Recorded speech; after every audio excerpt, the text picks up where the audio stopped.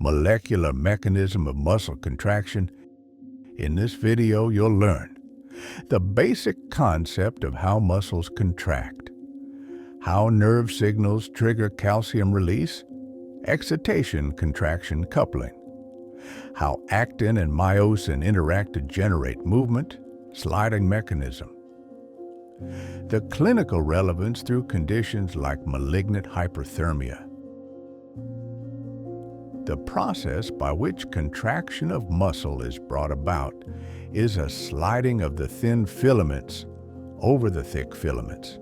Note that this shortening is not due to changes in the actual lengths of the thick and thin filaments, rather by their increased overlap within the muscle cell.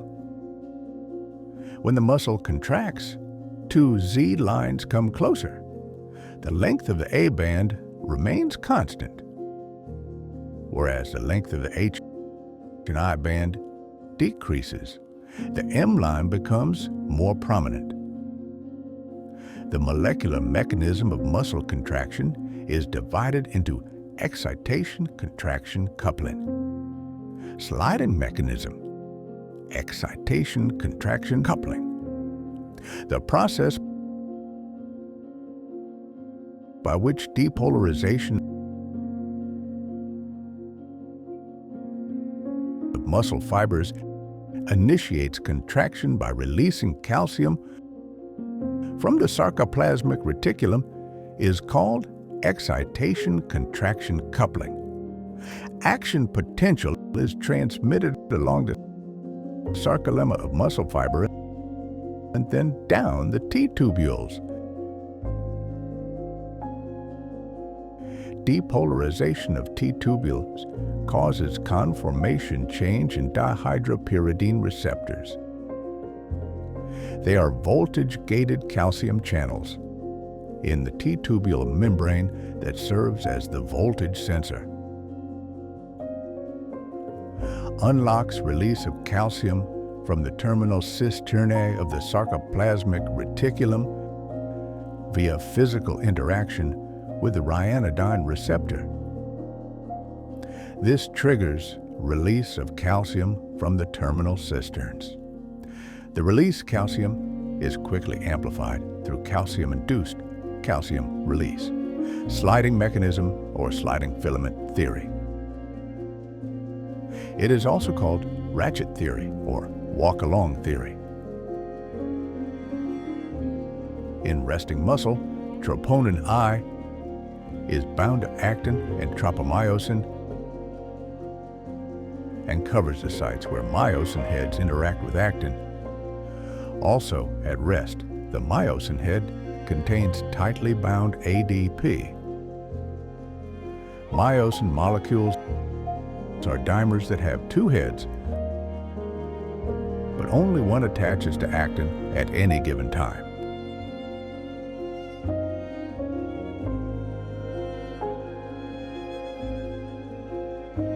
Following an action potential, cytosolic calcium is increased and free calcium binds to troponin C. Troponin C facilitates conformational change in troponin I. This results in a weakening of troponin I interaction with actin and exposes the actin binding site for myosin. ADP is released from the myosin, causing a conformational change in myosin. The myosin head bends and pulls the actin filament towards the tail of the myosin molecule, comprising the cross-bridge power stroke, thereby generating force and motion. Then, new ATP binds to the head of the myosin and reduces the affinity of myosin for actin, causing the myosin head to release from the actin filament. ATP is hydrolyzed to ADP and inorganic phosphate, which returns the myosin to the cocked position and completing the cycle. As long as the calcium remains elevated, and sufficient ATP is available, this cycle repeats. Calcium is reduced in the muscle cell by the Sarcoplasmic Reticulum calcium ATPase pump or SERCA pump.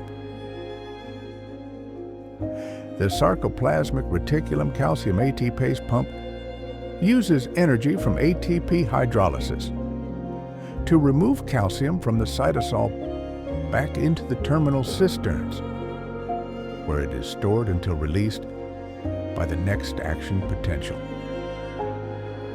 As concentration of calcium falls, calcium dissociates from troponin C and the troponin tropomyosin complex, moves and blocks myosin binding sites on the actin filament, causes muscles to relax. During muscle contraction, many myosin heads cycle repeatedly, producing gross muscle contraction. Each power stroke shortens the sarcomere to about 10 nanometers. Each thick filament has about 500 myosin heads, and each head cycles about 5 times per second during a rapid contraction. Note that ATP provides the energy for both contraction at the myosin head and relaxation via the Sarcoplasmic Reticulum calcium ATPase pump. If transport of calcium into the reticulum is inhibited, relaxation does not occur even though there are no more action potentials. The resulting sustained contraction is called a contracture. Applied physiology. Malignant hyperthermia. This disease is an autosomal dominant trait.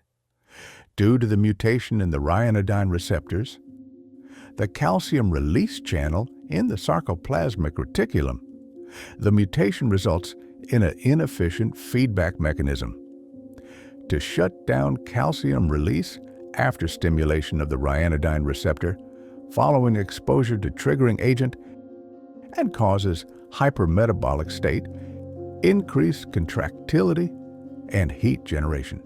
Triggering agents include volatile inhalation of general anesthetics, such as halothane, sevoflurane, isoflurane, etc.